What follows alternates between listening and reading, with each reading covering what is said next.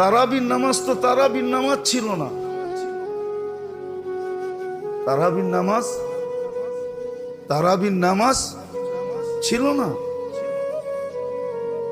আরেকটা হলে তো হুজুরও সইতে পারবে না, আরো একটা ছিল এটার ভিতরে। তারাবির নামাজ শুধু তারাবির নামাজ ছিল না, তারাবির নামাজের ভিতরে কিয়ামুল লাইলও ছিল, আবার তাহাজ্জুদও ছিল। এই জন্যই তো তারাবির পরে বেতের জামাতে পড়া হয় না। বুখারী শরীফে আছে ইজালু আখিরা সালাতুকুম বিতরা, তোমাদের শেষ নামাজ বেতেরকে বানাও।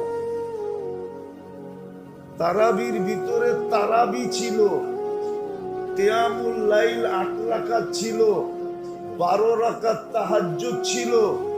সবগুলা যখন কমপ্লিট হয়ে গেছে তো বেতেরটা রাইখা করব তো করব কি, তো ইমাম সাহেবরে কইছে বেতেরটাও পড়ায়া দেন। এই জন্য বেতেরটা পড়ায়া দেয়, নাইলে বেতের তো ছিল সবাই শেষের নামাজ। তারাবি তো শুধু তারাবি ছিল না, তারাবি তো শুধু তারাবি ছিল না।